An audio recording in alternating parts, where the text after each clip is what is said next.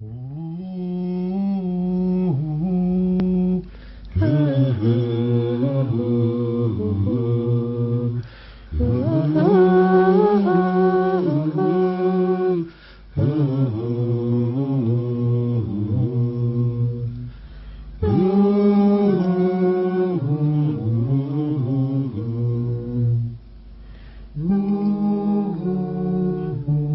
got to see where we're coming from, so as to see where we're going to.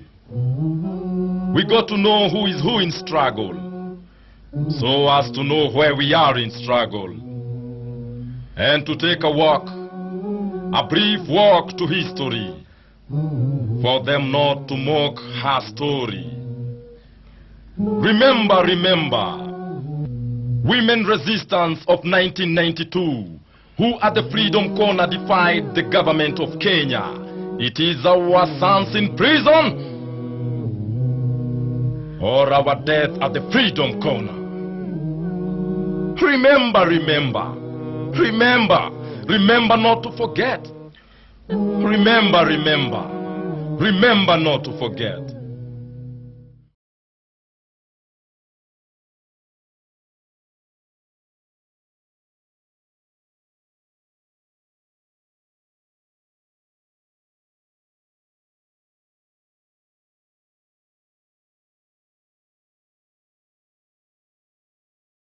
RPP has come a long way, having been formed in 1991, when we know too well that there was a lot of political pressure to contain any voice of change, any voice of reason, and any voice of people governance in the country. And therefore, many people came together, mostly the mothers of the then political prisoners, who came together to demand the release of their sons. They were joined by relatives and friends who came to support their cause. And therefore, from that kind of inspirations, many people saw the need to campaign for change. RPP, after the release of the prisoners, they saw the need to diversify their focus in terms of looking at the conditions and the situations which meant people to be political prisoners. This was not only the people who are behind bars, but the conditions which people are living in, the poverty which people are in, the inequalities which are within the country, and so many other issues relating to the common person who has not been having a chance to participate and be involved in the matters of governance. We would say that mostly so the release of the political prisoners can really be attributed to the role which the mothers of political prisoners played. And already we still have the focus on women and gender within this country, but rooting it to the strength of what women can do within this country. The very idea of political prisoners started when there were about 60 prisoners in detention without trial. They included Koigi Wamwere. Some were tried but mock trials, like Anyona. There was also Oiraira Ogiga and many Kamoji, Mazrui, and many other people. And therefore I decided to call their mothers at St. Andrew's Church to start Tuesday prayers. There was a lot of resistance for those prayers by the church and the state. There was nobody who was willing to have people pray for political prisoners. But since we were the mothers, Wagare Mandai helped in the calling of those people and in bringing them together. You know, when I was invited to go to Angare's house, Professor Angare Mathai's house, to discuss with mothers of political prisoners and Professor Angare about an action that they wanted to take, I never imagined that the struggle would develop to the extent that it did. And after discussing a few days with them, I realized that this was an important struggle, and that's when we organized for the hunger strike at the Freedom Corner. When we came at Freedom Corner, we unfortunately were attracted by the police. And then I told the people to remember what Jesus said. If someone asks you to give the inner outer gown, you give also the inner one. And if somebody slaps one cheek, you turn the other one. And if anybody takes you 1 mile, you go 2 miles. So women decided to go the 2nd mile by taking off their clothes. I didn't know they would believe the word of God literally, because I thought words of God or the word of God is a metaphor. I think it was first conceived in Nakuru. Then they brought it to Nairobi. I know that my mother and another person called Councillor Njui and somebody else called Njuguna probably came up with the first thoughts for the group. As I said, we were ourselves in prison then when we came out. Some of us joined the movement and continued to work with it, but others, of course, went elsewhere. The hunger strike, of course, that was the first time that in Kenya we were daring the government of Kenya, and it was a fairly brutal government. Moi's government those days was fairly brutal.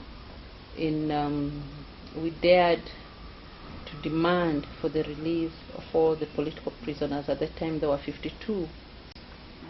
Aketuga ti hinya wa kiama atumire andu maume ni hinya wa atumia kurwa na mbara ngukwira Moi akiona ni anyarirwo atumia mari na hinya na mari na umoja na maragia kiugo kimwe. The national movement for our release coalesced around the mothers precisely because they were there and they did not allow themselves either to be induced with money by Moi and his government or to be intimidated by his security forces. The struggle was very successful. It is probably the most successful struggle in this country, where you make a demand for 52 people to be released, and however painful it was, 52 people were released. You see, the RPP then had one single agenda: release these political prisoners, the 52 political prisoners.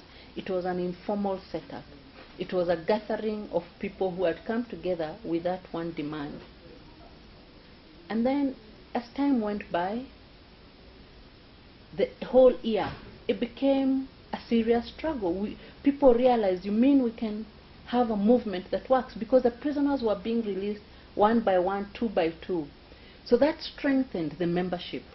And although the membership at the time was voluntary, people just used to come, support the women and go away, support the women and go away.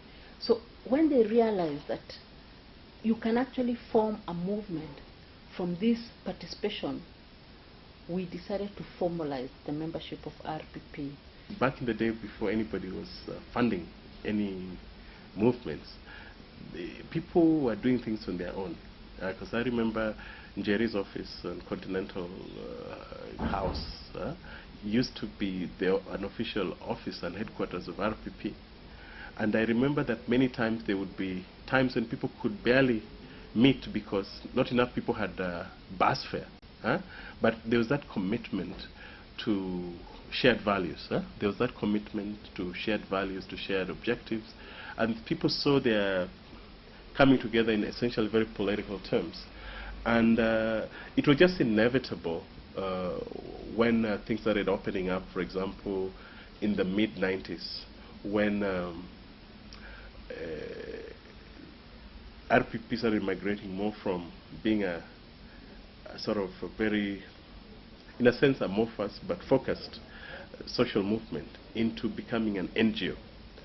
RPP grew from that pressure group to become an organization, and now it's moving to the other levels of trying to say, how then do we retain our identity with an ideological perspective as a social movement? And therefore reunite that force, because it was a very strong force, which as still the cause remains relevant up to date. RPP might have lost its social movement credentials. It has not lost the social movement ideology, the social movement character, the social movement idea, if I can call it that. What it has lost is the actual connection with the social movements and the people, to lead their struggles, to be part of their struggles, to be the vanguard of their struggles, because that was our idea of the released political prisoners. We know that before even RPP was formed, there were people who were talking about change within this country.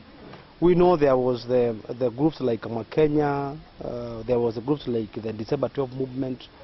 There were so many activities which are being done within the country.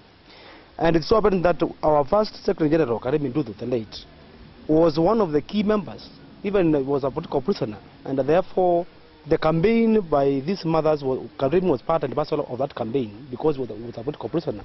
And it so happened that after the release, he joined the RPP with a lot of energy to push the cause which they stood for and the values and the principles which he believed in. And we know too well in the year 1996, on the 24th of March, Karemi was murdered. And it remained to be an icon within the issues about how people can organize and how people can really push the cause forward. Being organized, speaking with one voice to push for change. It was the first time that the struggle came out in the open. The people's struggle came out in the open. In the past, you would have movements like Kenya go underground because of those particular fears. But the RPP was able to break from an underground movement to become actually an active, open, overt movement, which I think shocked people, that people could dare at a time when nobody was daring. The government, because of the pressure which was coming from the people, it came out strongly to even design what you can call the torture chambers. And many of the members of the RPP, who were even still the political prisoners, many of them happened also to be the people who were taken to the Nyayo house. But that did not deter them. They kept on insisting that the change within the country must be a change for the people, not a change for the individuals. Upon my abduction, I actually, I was brought a long way from Uganda to this country at night, without knowing, unconscious, completely unconscious. I didn't know where I was. When I woke up, I was in a cell, which had naked, and which was soon after filled with water, and not filled entirely, but water came to the ankles, and that was to be the place wherein we were interrogated for more than 1 month until we were produced in court and charged with treason. It was a horrible experience, living in the water, the same water that if we really wanted, when we asked to be taken to toilet, they said that is your toilet, and when we wanted water to drink, they said that is your water too. That's the water for you to drink. For a long time in this country, the freedoms of expression, freedoms of movement, and freedoms of association had been curtailed in a very severe manner. We had laws like detention without trial. If you spoke out and the government didn't like it, they could detain you. We had laws like sedition laws, and we had the Chief's Authority Act.